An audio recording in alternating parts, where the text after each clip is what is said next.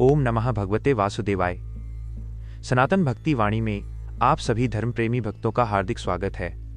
जो भी भक्त भगवान की पवित्र कथाएं सुनने के लिए इस स्थान पर आए हैं, वे वास्तव में जीवन की सबसे श्रेष्ठ राह पर चल रहे हैं, क्योंकि शास्त्र कहते हैं कि भगवान की कथा सुनना मनुष्य के जीवन को पवित्र कर देता है और उसके भीतर धर्म, सत्य और भक्ति की भावना जागृत करता है।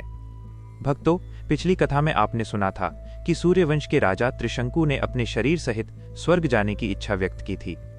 देवताओं ने उनकी इस इच्छा को स्वीकार नहीं किया।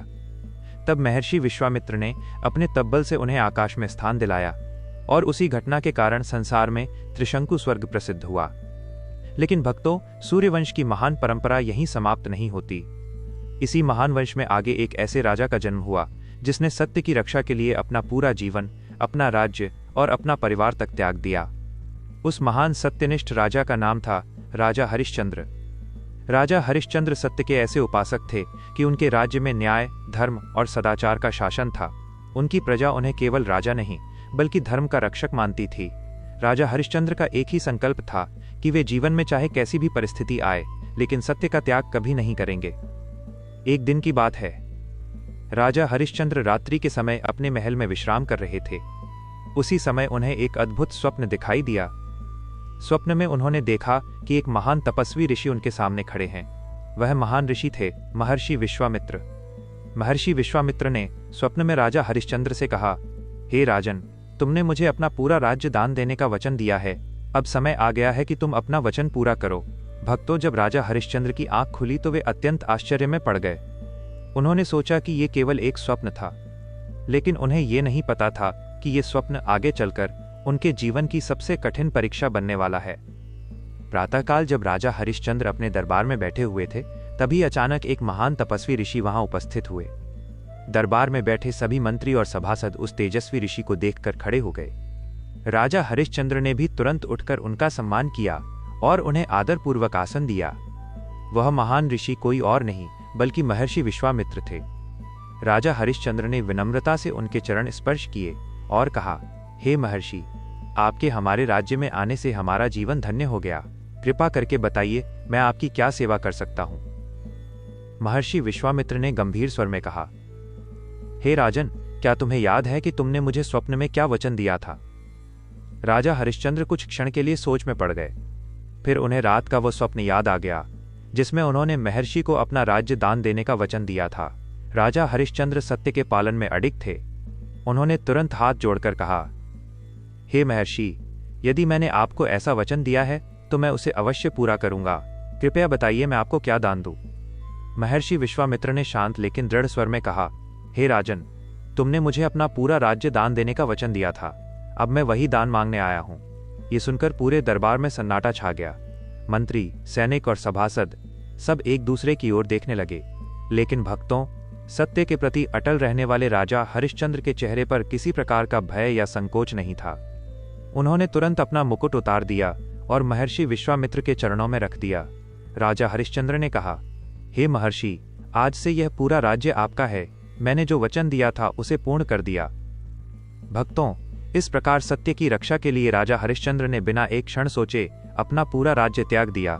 लेकिन यह तो उनकी परीक्षा की केवल शुरुआत थी, क्योंकि आगे महर्षि विश्वामित्र उनसे एक ऐसी बात कहने वाले थे जिसने राजा हरिश्चंद्र के जीवन को पूरी तरह बदल दिया। राजा हरिश्चंद्र की ये कथा भारतीय इतिहास और पुराणों में सत्य और धर्म की पराकाष्ठा का सबसे महान उदाहरण मानी जाती है। आपने जिस क्षण का वर्णन किया है वो उस महागाथा का सबसे मर्मस्पर्शी मोड़ है, जहां एक चक्रवर्ती सम्राट अपनी मर्यादा और वचन की रक्षा के लिए भिखारी बनने को भी सहर्ष तैयार हो जाता है। इस कथा का अगला भाग और भी हृदय विदारक लेकिन प्रेरणादायक है। आगे की यात्रा, काशी का प्रस्थान। जब विश्वामित्र को दक्षिणा देने का समय आया तो राजा हरिश्चंद्र के पास कुछ भी शेष नहीं था। अपने वचन को पूरा करने के लिए उन्होंने निम्नलिखित कठोर निर्णय लिए। काशी का चयन। उस समय काशी, वाराणसी को भगवान शिव की नगरी माना जाता था, जो किसी भी सांसारिक राज्य के अधीन नहीं थी। दक्षिणा जुटाने के लिए राजा अपनी पत्नी महारानी शैव्या और पुत्र रोहिताश्व के साथ काशी चले गए। स्वयं को बेचना। दक्षिणा की राशि इतनी बड़ी थी कि राजा को अंततः अपनी पत्नी और पुत्र को एक ब्राह्मण के घर बेचना पड़ा और स्वयं को श्मशान के चांडाल के हाथों बेच दिया। कर्तव्य की कठोरता। राजा हरिश्चंद्र ने श्मशान का कर टैक्स वसूलने का काम किया।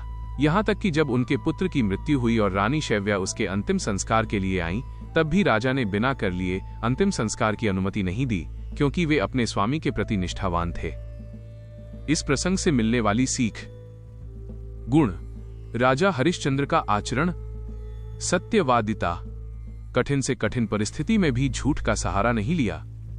त्याग, राजसुख और परिवार का मोह त्याग कर धर्म को सर्वोपरि रखा। धैर्य, विश्वामित्र की कठोरतम परीक्षाओं में भी अपना मानसिक संतुलन नहीं खोया। चंद्र टरई सूरज टरई टरई जगत व्यवहार, पै दृढ़ श्री हरिश्चंद्र को टरै न सत्य विचार। अर्थ, चंद्रमा और सूर्य अपनी जगह से हिल सकते हैं, दुनिया का व्यवहार बदल सकता है, लेकिन राजा हरिश्चंद्र का सत्य का विचार कभी नहीं बदल सकता। राजा हरिश्चंद्र की ये कहानी हमें सिखाती है कि सत्य की राह कभी आसान नहीं होती, लेकिन अंत में विजय हमेशा धर्म की ही होती है। राजा हरिश्चंद्र जब महर्षि विश्वामित्र को दक्षिणा देने का वचन दे चुके, तब वे अत्यंत चिंतित हो गए। उन्होंने सोचा कि अब उनके पास न राज्य है, न धन और न ही कोई संपत्ति, फिर वे महर्षि को दक्षिणा कैसे देंगे। राजा हरिश्चंद्र ने अपनी रानी तारामती और अपने पुत्र रोहिताश्व को बुलाया और उन्हें पूरी घटना बताई। उन्होंने कहा, हे रानी, मैंने सत्य की रक्षा के लिए अपना पूरा राज्य महर्षि विश्वामित्र को दान में दे दिया है, लेकिन अब मुझे उन्हें दक्षिणा भी देनी है और हमारे पास कोई धन नहीं है। रानी तारामती अत्यंत धर्मपरायण और पतिव्रता स्त्री थीं। उन्होंने शांत स्वर में कहा, स्वामी, आपने जो किया वो धर्म के अनुसार किया है। सत्य की रक्षा करना ही एक सच्चे राजा का कर्तव्य है। यदि आवश्यकता पड़ी तो हम सब मिलकर कोई भी कष्ट सह लेंगे, लेकिन आपके वचन को कभी झूठा नहीं होने देंगे। रानी के ये वचन सुनकर राजा हरिश्चंद्र के हृदय को कुछ साहस मिला। इसके बाद उन्होंने निर्णय लिया कि वे अपने राज्य को छोड़कर किसी अन्य स्थान पर जाकर धन की व्यवस्था करेंगे, ताकि महर्षि विश्वामित्र को दक्षिणा दे सकें। इस प्रकार राजा हरिश्चंद्र, रानी तारामती और उनका पुत्र रोहिताश्व तीनों राजमहल और अपने राज्य को छोड़कर निकल पड़े। भक्तों, जो राजा कभी विशाल साम्राज्य का स्वामी था, वही अब साधारण मनुष्य की तरह अपनी पत्नी और पुत्र के साथ वन मार्ग पर चल रहा था। उनके पास न राजसी वस्त्र थे, न सेवक और न ही कोई संपत्ति। फिर भी राजा हरिश्चंद्र के मन में केवल एक ही संकल्प था कि वे किसी भी प्रकार महर्षि विश्वामित्र को दक्षिणा अवश्य देंगे और अपने वचन को सत्य सिद्ध करेंगे। लेकिन भक्तों, आगे जो होने वाला था वो इतना दुखद और हृदय को छू लेने वाला था कि उसे सुनकर आज भी लोगों की आंखें नम हो जाती हैं। राजा हरिश्चंद्र अपनी पत्नी तारामती और पुत्र रोहिताश्व के साथ अपने राज्य से निकलकर वन मार्ग से आगे बढ़ते रहे। तीनों कई दिनों तक चलते रहे और अंततः वे काशी नगरी पहुंचे। काशी उस समय धर्म और तपस्या का महान स्थान माना जाता था। राजा हरिश्चंद्र ने सोचा कि शायद यहाँ उन्हें कोई ऐसा मार्ग मिल जाए जिससे वे महर्षि विश्वामित्र को दक्षिणा दे सकें। लेकिन भक्तों, जैसे ही वे काशी पहुंचे, उसी समय महर्षि विश्वामित्र वहां प्रकट हो गए। उन्होंने राजा हरिश्चंद्र से कहा, हे राजन, तुम्हें दिए हुए समय की अवधि समाप्त हो चुकी है, अब मुझे मेरी दक्षिणा चाहिए। राजा हरिश्चंद्र ने विनम्रता से कहा, हे महर्षि, मेरे पास अभी तक धन की व्यवस्था नहीं हो पाई है, कृपा करके मुझे थोड़ा और समय दीजिए। लेकिन महर्षि विश्वामित्र ने कहा, हे राजन, अब मैं तुम्हें और समय नहीं दे सकता। यदि तुम्हारे पास धन नहीं है तो तुम्हें किसी प्रकार दक्षिणा का प्रबंध करना ही होगा। ये सुनकर राजा हरिश्चंद्र गहरे विचार में पड़ गए। फिर उन्होंने अत्यंत भारी मन से एक निर्णय लिया।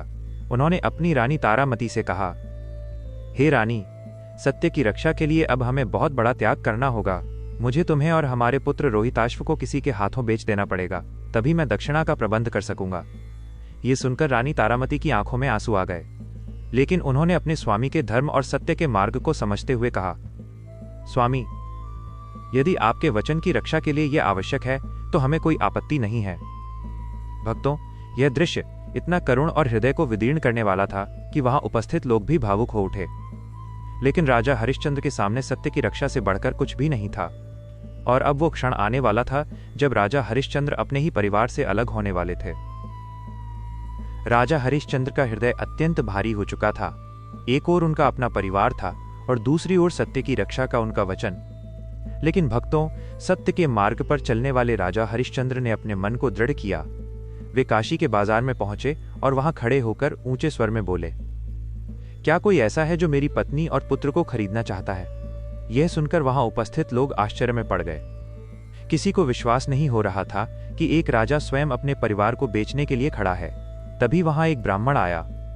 उसने राजा हरिश्चंद्र से कहा, हे राजन, मुझे एक दासी की आवश्यकता है। यदि तुम चाहो तो मैं तुम्हारी पत्नी और पुत्र को खरीद सकता हूं। राजा हरिश्चंद्र के लिए यह क्षण अत्यंत पीड़ादायक था, लेकिन उन्होंने अपने वचन की रक्षा के लिए अपनी रानी तारामती और पुत्र रोहिताश्व को उस ब्राह्मण को बेच दिया। रानी तारामती ने अपने पुत्र का हाथ पकड़ रखा था और उनकी आंखों से आंसू बह रहे थे। जब वे जाने लगी तो उन्होंने अंतिम बार अपने स्वामी की ओर देखा। राजा हरिश्चंद्र भी उस दृश्य को देखकर अत्यंत व्यथित हो उठे, लेकिन उन्होंने अपने आंसू रोक लिए, क्योंकि वे जानते थे कि यदि वे अपने वचन से पीछे हट गए तो सत्य की मर्यादा टूट जाएगी। ब्राह्मण रानी तारामती और रोहिताश्व को अपने साथ लेकर चला गया। अब राजा हरिश्चंद्र बिल्कुल अकेले रह गए थे।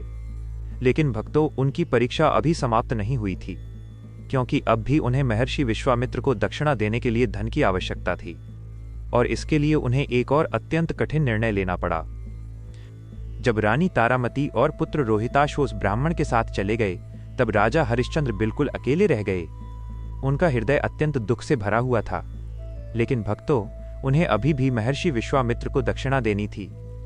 इसलिए उन्होंने निश्चय किया कि अब वे स्वयं को बेचकर धन प्राप्त करेंगे। राजा हरिश्चंद्र काशी के उसी बाजार में खड़े होकर बोले, क्या कोई ऐसा है जो मुझे खरीदना चाहता है? कुछ समय बाद वहां एक चांडाल आया। वो श्मशान भूमि का रक्षक था। उसने राजा हरिश्चंद्र से कहा, यदि तुम चाहो तो मैं तुम्हें खरीद सकता हूं, लेकिन तुम्हें शमशान में काम करना होगा। राजा हरिश्चंद्र ने बिना किसी संकोच के उसकी बात स्वीकार कर ली। चांडाल ने उन्हें खरीद लिया और राजा हरिश्चंद्र को अपने साथ शमशान ले गया। अब वही महान राजा हरिश्चंद्र, जो कभी विशाल राज्य के स्वामी थे, श्मशान भूमि में एक सेवक के रूप में काम करने लगे। उनका कार्य था कि जो भी व्यक्ति मृत शरीर लेकर श्मशान में आता, उससे अंतिम संस्कार के लिए शुल्क लेना। राजा हरिश्चंद्र पूरे मन से अपना कार्य करते थे। उन्होंने कभी अपने धर्म और कर्तव्य से मुंह नहीं मोड़ा। दिन बीतते गए और राजा हरिश्चंद्र श्मशान में रहकर अपना कार्य करते रहे। लेकिन भक्तों, उनकी परीक्षा अभी भी समाप्त नहीं हुई थी, क्योंकि एक दिन श्मशान भूमि में एक ऐसा दृश्य होने वाला था जिसने स्वयं देवताओं को भी भावुक कर दिया। समय बीतता गया और राजा हरिश्चंद्र श्मशान भूमि में अपने कर्तव्य का पालन करते रहे। वहीं दूसरी ओर रानी तारामती अपने पुत्र रोहिताश्व के साथ उस ब्राह्मण के घर दासी के रूप में सेवा कर रही थीं। भक्तों, एक दिन की बात है। रानी तारामती अपने पुत्र रोहिताश्व के साथ वन में लकड़ियां और फूल इकट्ठा करने गई थीं। उसी समय अचानक एक विषैले सर्प ने रोहिताश्व को डस लिया। सर्प के डसते ही रोहिताश्व भूमि पर गिर पड़ा। रानी तारामती घबरा गईं और अपने पुत्र को उठाकर पुकारने लगीं।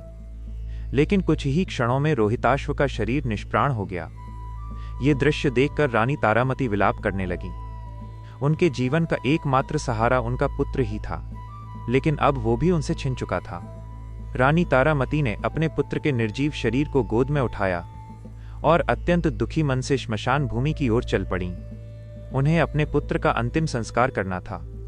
भक्तों, उन्हें ये नहीं पता था कि जिस श्मशान भूमि की ओर वे जा रही हैं, वहां पहरेदार के रूप में कोई और नहीं, बल्कि उनके अपने स्वामी राजा हरिश्चंद्र ही कार्य कर रहे हैं। और अब वो क्षण आने वाला था जब पति और पत्नी वर्षों बाद एक अत्यंत करुण परिस्थिति में एक दूसरे के सामने खड़े होने वाले थे। रानी तारामती अपने पुत्र रोहिताश्व के निर्जीव शरीर को गोद में उठाए धीरे धीरे श्मशान भूमि की ओर बढ़ रही थीं। उनकी आंखों से लगातार आंसू बह रहे थे और उनके हृदय में असहनीय पीड़ा थी। जब वे श्मशान भूमि में पहुंची तो वहां पहरेदार के रूप में खड़े व्यक्ति ने उन्हें रोक लिया। वह व्यक्ति कोई और नहीं बल्कि राजा हरिश्चंद्र ही थे। लेकिन समय और दुखों ने उनके रूप को इतना बदल दिया था कि रानी तारामती उन्हें पहचान नहीं सकी। राजा हरिश्चंद्र ने अपने कर्तव्य के अनुसार कहा, हे देवी, श्मशान भूमि में अंतिम संस्कार करने से पहले तुम्हें निर्धारित शुल्क देना होगा। रानी तारामती ने अत्यंत दुखी स्वर में कहा, स्वामी, मैं एक गरीब दासी हूँ। मेरे पास आपको देने के लिए कोई धन नहीं है। कृपा करके मुझे मेरे पुत्र का अंतिम संस्कार करने की अनुमति दे दीजिए। राजा हरिश्चंद्र का हृदय ये सुनकर भीतर से कांप उठा। लेकिन भक्तों, वे अपने कर्तव्य और धर्म से पीछे हटने वाले नहीं थे। उन्होंने गंभीर स्वर में कहा, यह श्मशान भूमि का नियम है। बिना शुल्क दिए यहां अंतिम संस्कार नहीं किया जा सकता। रानी तारामती रोने लगी और बोली, मेरे पास धन नहीं है। यदि आवश्यक हो तो मैं अपने शरीर के वस्त्र तक दे सकती हूं। भक्तों, ये दृश्य इतना करुण था कि स्वयं राजा हरिश्चंद्र का हृदय भी पीड़ा से भर गया। लेकिन वे अपने धर्म एवं कर्तव्य से विचलित नहीं हुए। और तभी अचानक एक ऐसा चमत्कार होने वाला था जिसने इस पूरी परीक्षा का अंत कर दिया।